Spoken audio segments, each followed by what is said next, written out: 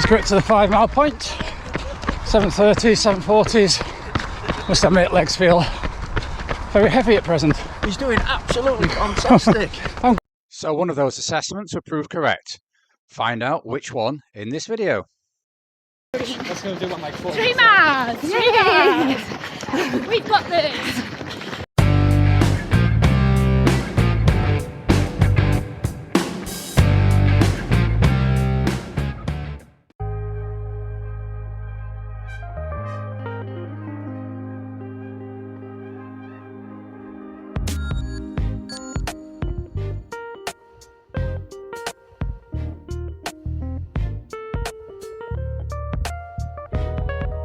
Find a number for John.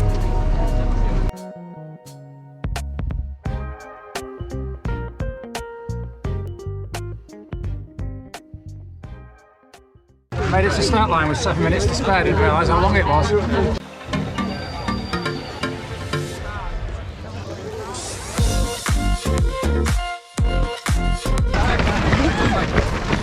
And we're off on the 2023 Yorkshire Marathon.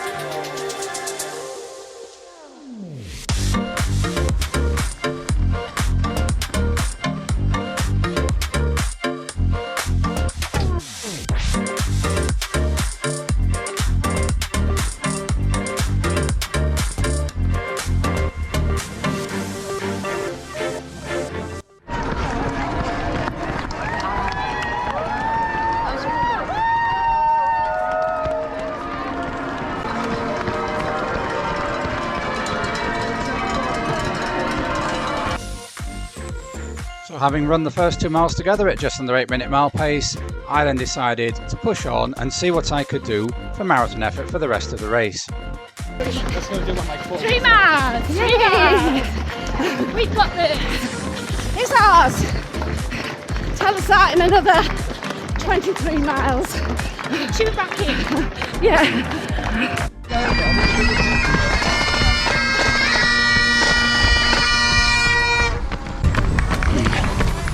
Just got to the 5 mile point. 7:30s, 7:40s. Must admit, legs feel very heavy at present. He's doing absolutely fantastic. I'm great. Bring it on. I might go around again when I've finished. So we just passed 5 miles and we're running just sub 7:50s. Feeling good. Feeling good, Suzanne? Feeling good. Gone through 10k. 48:31 on the race clock. Probably got 48 minutes for me. 10k in 49:32, I think. Still feeling okay. Weather's beautiful. Really good conditions. Just trying between 6 and 10 to pick it up slightly to get the feeling I'm pushing in a race rather than just plodding around.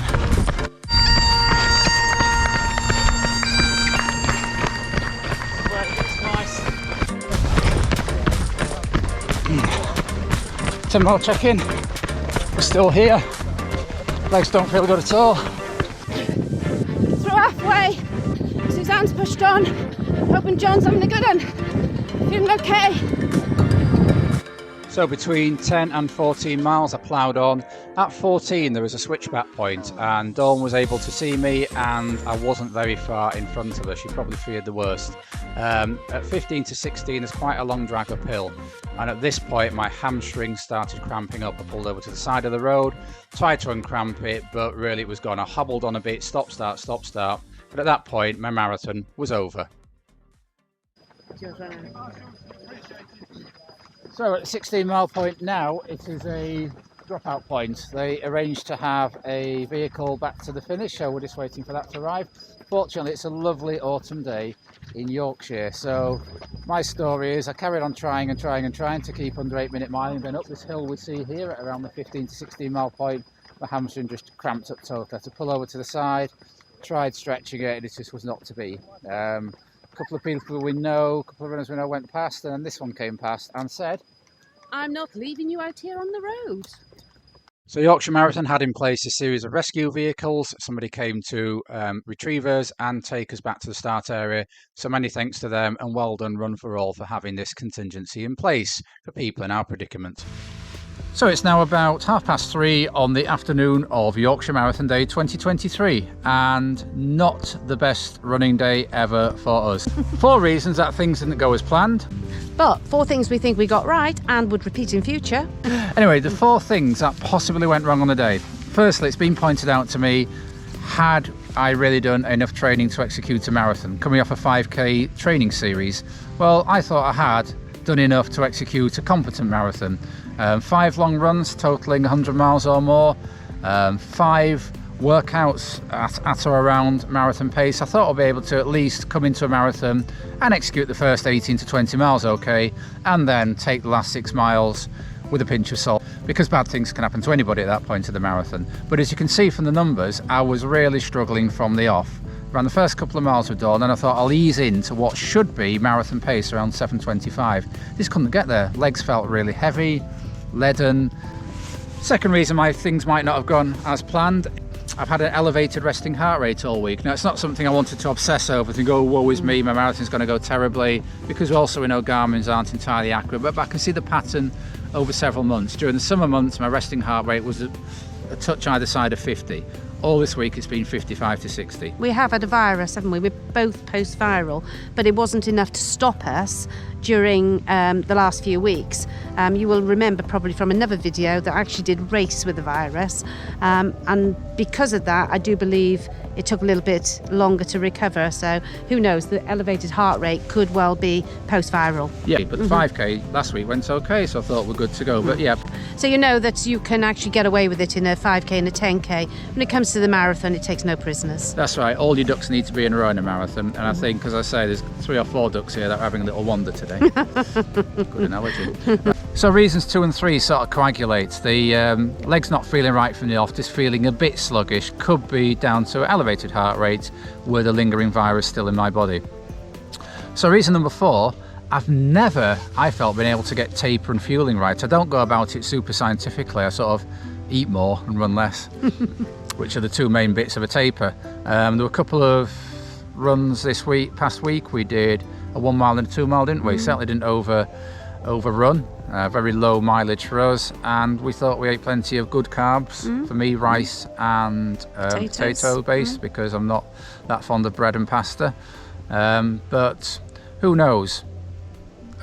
Maybe you need to become more scientific over your taper fuel. Yeah, I think we'll get all the test tubes and the lab boys out next time. But we do know there were certain things you got right on the day. Well, that's right, pacing. I never set off in a race like an idiot. I set off what I thought very conservatively, just under 8-minute mile pace, first 2 miles with Dawn. Then I thought I'd ease in, and at no point did I feel I was overreaching in terms of pace. It was just, I couldn't get any further in terms of pace towards where I thought I should be. So, certainly pacing wasn't an issue today. Second thing that was fine were the shoes. I wore the Nike Vaporflies as planned. There were no issues with those. There was no rubbing, blistering, chafing or uncomfortableness. Discomfort, that's the word. Discomfort. Coming from the shoes. And the rest of the kit, the sore vest was fine. The flip belt didn't cause any issues. Oh, you did buy some new arm warmers. Oh yes, don't try anything new on race day. Apart from, we bought 1 pair of arm warmers between us. We did consider, sharing them, but fortunately up and running with there, and we're able to buy some arm warmers. So new arm warmers on the day. But all the kit, the flip belt, the trainers, the vest, the shorts, the underwear, no chafing anywhere, so the kit worked absolutely fine. So third thing that went right for us was race day logistics. Very well organised marathon. Got to our parking spot on time, got delivered to the race village in good time to do our last minute preparations.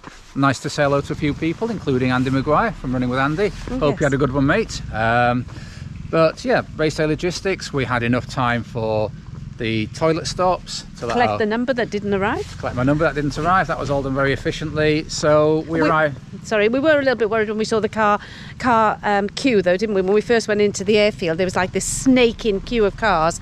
But amazingly, it was just so efficient that it looked a lot worse than it actually was. And we stood at the right point in the starting pen, didn't we? With the 3:30 pacer behind us and the 3:15 pacer in front, about where we thought we'd run. So nothing wrong with race day logistics. No. And what about your fuel in the race, John? Yeah, absolutely fine. I plan to take a gel every 4 miles. I managed to get inside the flip belt and get my gels out to plan. Took them on, took water. They had water every 3 miles. I took a good swig on every station. I managed to actually, using my old cricket skills, throw the bottle into the bin. Oh, mine landed in the bin as well. So that went well. So we can rule out any of those problems affecting the race today. The race day logistics, the fueling and hydration, the kit, all went to plan. So you may wonder, why have I got a DNF next to my name? So when I set off, I was fine. I set off with John and we ran together for the first few miles, and then I ran with a friend and we ran together for about 10 miles, and I was clipping along nicely at around about 7:47 pace. There or thereabouts. About 7:47, not 7:46 or 7:48, but about 7:47. Actually, yeah, it was 7:46 sometimes, 7:49. So yeah, there or thereabouts. So yeah, no, I felt okay. But I could tell it wasn't my best day. But I knew I could get to the end, and I knew I could keep that pace going. But just found a 14-mile point. There's a switchback, isn't there? yes, Where you could, for about half a mile, you see the runners in front of you and then the runners behind you. that's right. And I saw you. I saw John, and I thought, he's a bit closer to me than I expected him to be, because I expected him to be further up the road. So I kind of, in my head, thought to myself, he's struggling a bit. Yeah, that was just coming into the village of Stamford Bridge, wasn't it? I was That's having a bit right. of a battle there, wasn't I? Very funny. History joke there. Oh, what's he like, eh? So yeah, and then I didn't see him obviously because at the switchback he'd gone further ahead. But then when I was just after 16 miles, you could see it's a long drag up, wasn't it? It was, yeah. And up ahead I could see, well, what was John. I knew it was him. And I thought, oh, he's getting closer to me. That's it, there were 3 markers. There was one lady we know from Hillsborough and Rivlin who'd gone past me. Then our friend Suzanne, having a great race, 3:22. Well done, Suzanne. Off on 20-mile training run. Not textbook, but we'll leave that there. Well, you see her on the beginning of this video Yeah. because she was with me for 10 miles. She went past like a steam train, and I knew Dawn would be next. Felt a bit trapped there because I knew to go on the long out and back, 16, 17, 18, 19, 20, Yeah. Dawn would pass me. I thought, before my hamstring cramped, I could just fade a bit and say, oh, I'm okay, I'll just trot in at 8:39 minute miling. But I had to stop, pull over, try and get my hamstring going again, and it was stop-start. I was really hobbling along. Yes, and unfortunately I saw it. And viewers have to understand that when you see somebody you love struggling, and he was on an out and back stretch of road where actually I couldn't see any marshals at that point, so I could see that he was pulling over to the side, and basically my head went, because I just, as you would, you automatically say, what's wrong? I could see he was struggling. I stopped and I said, I'll jog in with you. He couldn't run. So I said, well, then I can't run, because unfortunately I couldn't leave him stood at the side of the road. I just can't do that. I said to you, go on, I'm did, fine, yeah. I'll look after myself, I'm a big boy. Yeah, you did. To be fair, you kept saying, go on, you need to go on. But I'm sorry, my head had gone by then, because... You weren't having the perfect race anyway. No, I was... And at 16 miles, you need all your mental and physical energy focused on completing that marathon. Some of it was being burned by worry about my predicament. But I did know that I could finish it. I thought to myself, I might fade a bit, whereas I was feeling earlier on, I can keep this pace going. By this stage, I was thinking, I'm going to fade a little bit. But I didn't mind the fade. But then having to manage that, your own mental kind of strength to get to the finish, and then seeing the person you love struggling, it was just too much for me. So I decided, do you know, some things are worth more than a marathon time. And viewers, my husband is worth more than a marathon time. So with the emotional bit out the way now, more prosaically, what we're going to do to put things right next time, or more specifically, what am I going to do to put things right next time? Well, the first thing that was clearly missing in the training mix were enough marathon pace or sub-marathon pace sessions. Yeah. So we're going to be doing, or I'm going to be doing lots of running around that 7:15 to 7:30 range, and hopefully see that come down and down and down as we move towards the Manchester Marathon in April 2024. So that's the first thing that we're going to change. What you have to remember as well, you've only really been back running properly for about 7 months, and you've been building up. So you haven't, as you said in the video the other day about marathon prep, you haven't really had those layers and layers of marathon training. So this is a good So start. I've had half a layer now. And even today was 16 miles at marathon-ish effort. Yeah, absolutely. So a good training run. Good training run. For whom the bell tolls. So the second thing, it's not going to be a change, but a more relentless focus on, is the old strength and conditioning. 3 times a week was the ideal. More recently, with business of work, etc., it slipped to 2, 1.5. We've now got our barbell weight set up in the garage. So more strength and conditioning, more mobility work. And the final thing is supplements. So ideally, I take turmeric, we take ferrous sulfate, don't we, to reduce the risk of iron deficiency, as well as a multivitamin. With a business of work, lack of focus on it, that slips, doesn't it? It does, yeah. I think, And if I'm honest, one thing that might have been wrong today was just a little bit of deficiency in something that you can't quite put your finger on unless you take a full blood test and do an analysis. When it's just not your day in a marathon, it really isn't your day. It's a beast, as Nick Bester says. Yeah, it is. It will, you know, chew you up and spit you out. come back and bite you on the bum. Which analogy do you prefer? So, not the video we wanted to or expected to put out after the Yorkshire Marathon, but it's an honest assessment of what happened, why it happened, and what we're going to do to put it right. So if you have liked this video, Well, yes, I'm sure you've not enjoyed watching us DNF, but I'm sure you understand the reasons why we DNF'd. if you have appreciated or learnt something from this video, then please give it a like. If you want to follow us on our journey towards Dawn finishing a marathon and me getting beyond 16 miles at marathon pace and beyond, then please hit that subscribe button. I think the next few races we're going to be doing are 10k focused, aren't they? Yes. So if you want to watch us do some 10ks, possibly competently or better, then hit that subscribe button. So until next time, keep on keeping on. Keep on keeping on, but drop out if you need to.